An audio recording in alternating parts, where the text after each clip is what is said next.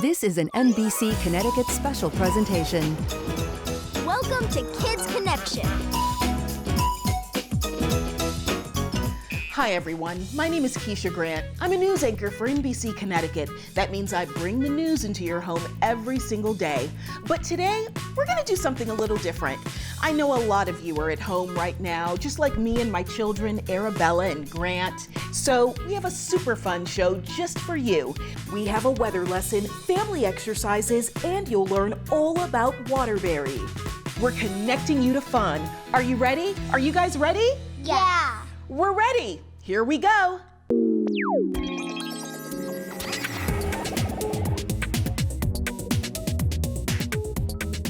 Hey everyone, I'm NBC Connecticut First Alert meteorologist Josh Cingranelli. If you joined us last week, you remember we were talking about the types of clouds and how those clouds form.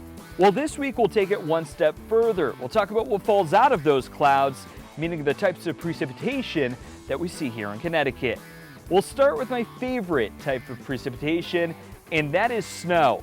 Snow occurs typically in the winter months, the months of December, January, February, and March, but we've even seen snow in the month of April and also in the month of May. Snow occurs when temperatures are below 32 degrees Fahrenheit or 0 degrees Celsius. Now the temperature has to be below 32 degrees Fahrenheit up at cloud level, in the middle part of the atmosphere, and then also down at the ground. Opposite of snow is rain. Rain occurs when temperatures are greater than 32 degrees Fahrenheit or greater than 0 degrees Celsius up at cloud level, in the middle part of the atmosphere, and most importantly, down at the surface. One of the types of precipitation that people get confused with is hail and sleet. They're both just balls of ice, but what makes them different? Sleet occurs in the winter months, and it occurs because you have a snowflake up at cloud level falling down through the atmosphere, and it encounters a really warm layer of air. That melts that snowflake into a rain droplet, and as that rain droplet falls through the atmosphere, it encounters another cold layer of air. As it encounters that layer of air, it refreezes into a little ice pellet, and that's what we call a sleet pellet. That bounces off of everything. It bounces off the cars, the windows, the ground, and creates a big mess. Now let's talk about hail. Hail is different than sleet because we see hail typically during the summer months when we have a really strong thunderstorm. We have a bunch of ice crystals that form together to create that hailstone. Hailstones can come in a bunch of different sizes, as small as a pea, but as big as a watermelon. Finally, the last type of precipitation that we see is freezing rain. It's exactly like it sounds. It's rain that falls from cloud level through the atmosphere, but then right down at the surface, the temperature is below 32 degrees. So as that rain droplet hits the surface, it freezes on contact. It will stick to tree limbs, power lines, and more importantly, the road surface, and it can create some very, very icy conditions. I hope you enjoyed this lesson about precipitation. Today on All Around Connecticut, it's known as the Brass City, but many of us in our state just call it Waterbury. And Drone Ranger is flying high over this incredible city with an amazing history. Waterbury wasn't always so busy. In fact, when it was first founded in 1674, no one wanted to live there. The lack of farmland meant settlers couldn't grow crops, so they chose to live somewhere else. Fortunately, though, Waterbury had a secret: the power of water.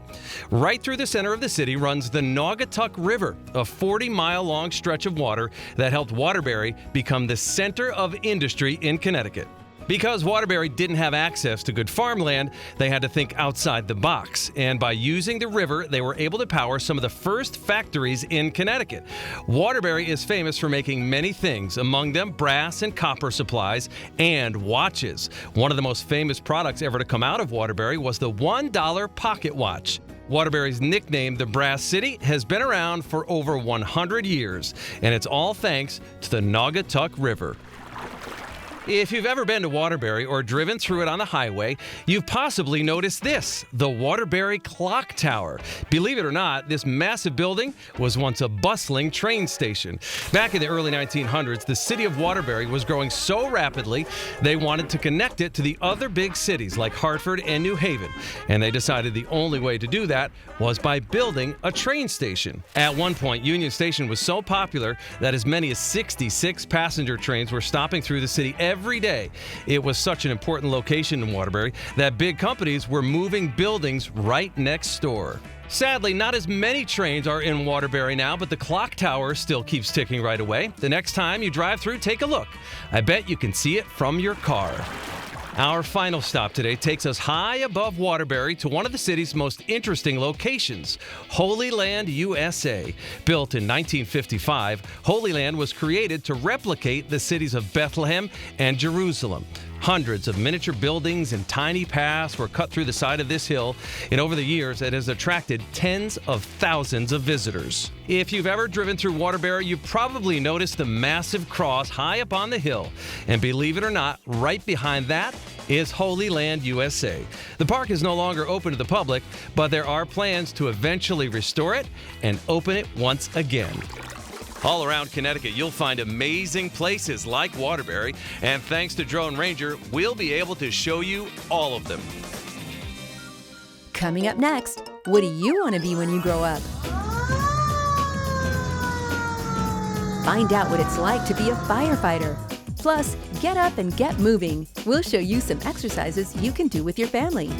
Hi kids, I'm First Alert meteorologist Bob Maxon. It's time for weather trivia. Our first question is, a thermometer is a device used to measure what? The answer, temperature. Next, blizzards feature low temperature, strong winds, and heavy what? It's snow, of course. Do you like to play outside in the snow? And finally, true or false? You see lightning and hear thunder. I'll have that answer when we come back with more NBC Connecticut's Kids Connection. You're watching Kids Connection on NBC Connecticut. Welcome back. Before the break, we asked you a question about thunder and lightning. Is it true or false that you see lightning and hear thunder? That's true. Next up, do you know what you want to be when you grow up? Let's find out about some local heroes who work very hard to keep you and your family safe. Welcome back to When I Grow Up, one of our favorite segments on Kids Connection. It's the time when local kids just like you get to share what kind of jobs you're dreaming about doing someday. You know, last week we heard from Jackson in Farmington. Today, we've got a different viewer with a dream all of his own. He wants to be, well wait, on second thought, why don't we let him tell you himself? Meet Nicholas. Nicholas is 6 years old and lives in a nearby town called Cheshire. When I grow up, I want to be a firefighter. That is one future firefighter dressed for the part. Way to go, Nicholas. Now, if Nicholas grows up to be a local firefighter, he'll be joining the proud ranks of Connecticut's bravest. Firefighters are called our bravest because they have to be as brave as superheroes to do their jobs. There are few things in the world as dangerous as fire. Despite these dangers, these brave men and women love helping others, people just like you. Let's meet one such brave hero working right here in Connecticut. Hey kids, my name is Firefighter Matthew Ramos. I'm a firefighter for the city of Milford in Connecticut. I wanted to take this time to tell you why I became a firefighter. Back when I was 20, I was a teacher at Fairfield Prep. And I loved being a teacher, I loved teaching kids, but I felt I could do more. So I decided to apply for my local fire department. And great things happened. I got the job, and now I'm so happy and I'm ecstatic that I get to be a firefighter. I get to do cool things like ride around in this big truck every single day. Cool, right? I get to wear this cool turnout gear every single day when we go to fires or when there's a car accident. I get to help people through the worst times. I get to pump the fire truck and send all the water to my guys who are inside in the fire. I get to drag the hose. I get to use cool tools like these to break down doors. It's awesome. I can't tell you how cool a job it is. But if you really want to become a firefighter, you got to do a few things. First, you guys got to stay in school. You got to get good grades because it actually takes a lot to be a smart and dedicated firefighter. Number two, you can't get in trouble. So you have to listen to your teachers, to mom, to dad, and even police officers and firefighters like me. Number three, this is pretty important too, guys. You've got to maintain a healthy lifestyle. So you got to exercise every day. So I'm talking playing sports, doing push-ups, sit-ups, squats, racing each other. You got to eat right. You can't eat all that junk food and cookies and candy, even though it tastes really good. You got to go ahead and eat the good stuff. Meats, eggs, vegetables, fruit, all those great things that keep your body going. I can't wait to hear what you guys have to say. Thank you so much for listening. You know, kids, you don't have to wait until you grow up to stop fires like Mr. Ramos. You can stop fires before they even happen by practicing fire safety. Matches are not toys. You can be a firefighting superhero in your own way, in your own home, by promising never to play with them. Today we heard from your neighbor, Nicholas, who wants to be a firefighter. Well, I have no doubt he's going to get there someday. His dad is a firefighter. Nicholas, he's been around fire trucks and firefighters his whole life. How awesome is that? So if you know what you want to be when you grow up, we want to hear from you. With your parents' help, send us a video telling us what you'd like to be when you grow up, and you might be on Kids Connection just like Nicholas. Parents, don't forget to hold your phone horizontally when you record. And kids, if you don't want to be on camera, we get it, that's okay. Just send us a drawing of what you want to be when you grow up, and your drawing, that may end up right here on the show. Until next time, keep growing and keep dreaming.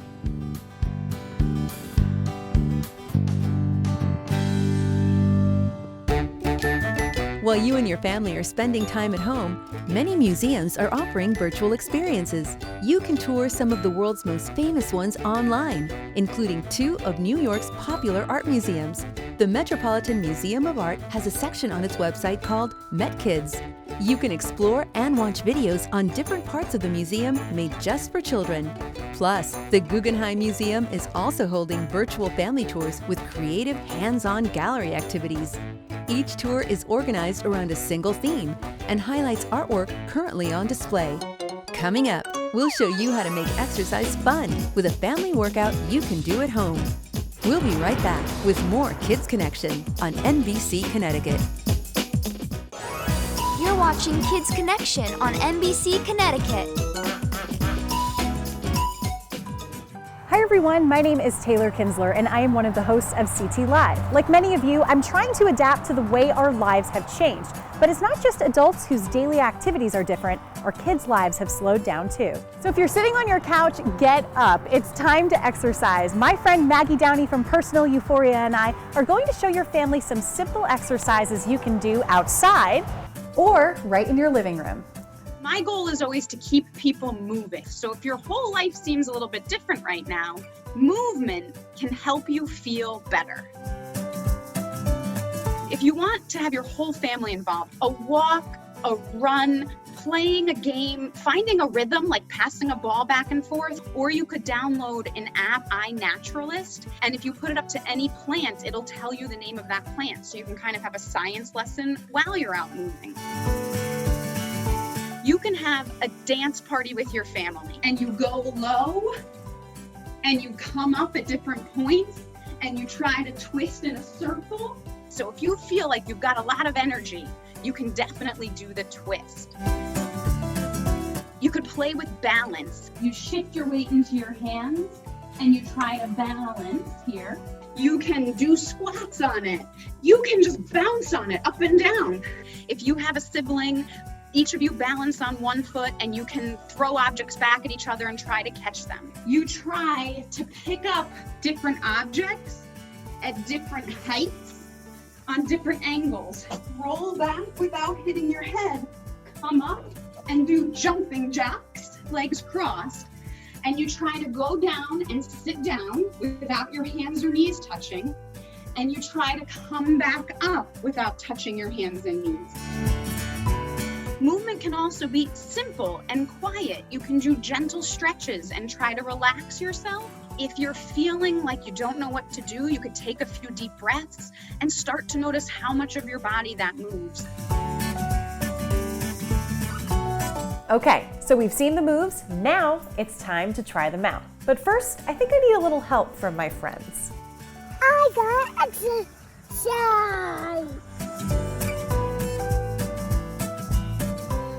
Shake it down like this. And then shake it up.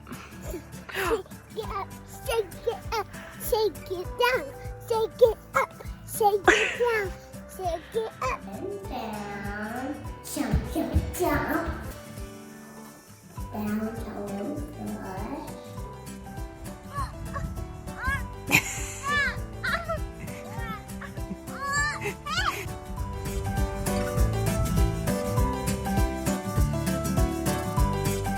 And up. And then jumping jacks.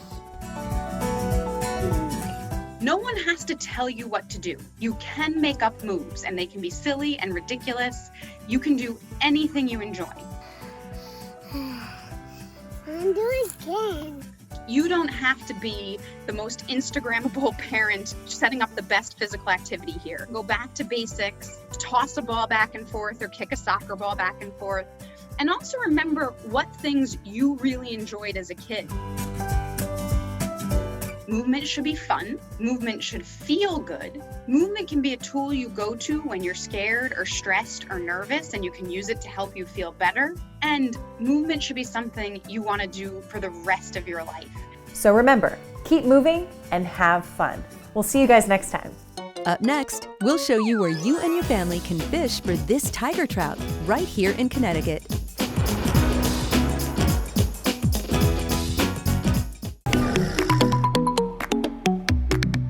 Hi kids, it's Heidi Voigt and this is my cat, Phoebe, and just like you, we're staying home these days. Now, if you're like me, you love getting outside and connecting with nature, and one of my favorite ways of doing that is by fishing. But the next time you head out to the water, you might want to watch out for tigers, because the tiger trout is back in Connecticut. They've been missing for a couple of years, but now they're back by popular demand, and so we're really excited about it. Connecticut is home to millions of fish, but every year Mother Nature gets a helping hand from Quinnebog State Fish Hatchery in Plainfield. It is currently the largest state fish hatchery in Connecticut. It's one of the largest east of the Mississippi River. We currently produce about 682,000 trout a year.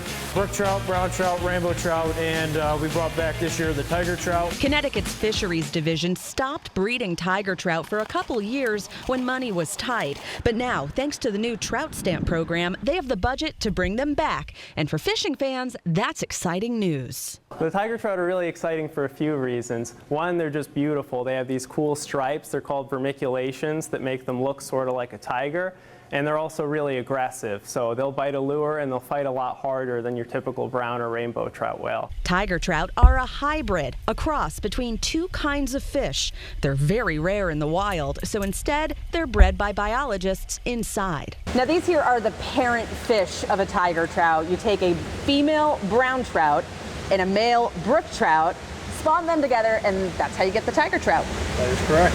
Hatchery manager Brian Decker says it takes about 16 months for these feisty fish to grow from an egg to a catchable sized trout, 10 to 12 inches long. So this is where the life cycle begins, right? Yes, this building is what we call the hatch house.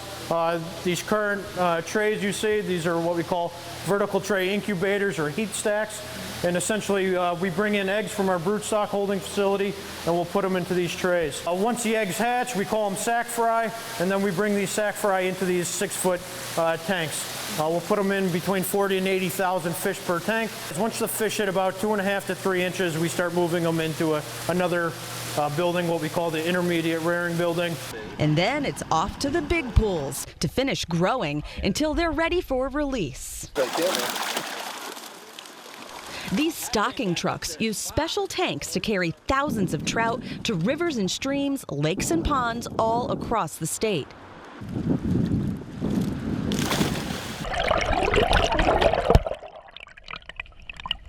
Now these are some of the 3,500 tiger trout that'll be released into Connecticut waterways, and you can see why they're called tiger trout because of their markings, right? Yep. They've got that vermiculated pattern. To me they look more like cheetah trout, but I don't think that has quite the same ring to it. Whatever you call them, catching them can be educational. If you're going out fishing, you have to learn about the fish. You have to learn about what the fish are eating. You have to get in their head. You get outside. You learn to care about the aquatic resources in a way you might not if you weren't fishing. You become an advocate for the environment. And lots of fun. If you're looking for excitement, then you can get out and feeling that hook up, catching a big fish. There's really not much that's more exciting than that. And now that you've seen them up close, now's your turn to get out there and try your luck at taming a tiger. Now, if you're 16 or under, fishing is free for you, but your parents will need a fishing license. You can learn more at ct.gov/DEEP. Happy fishing! Are you doing your own fun activities at home? We want to see. Send us your photos and videos. You may see yourself on TV right here on NBC Connecticut. We hope you enjoyed our show. Everything you saw today can be found on the NBC Connecticut YouTube channel. So grab an adult and you can watch again. Thanks for watching Kids Connection.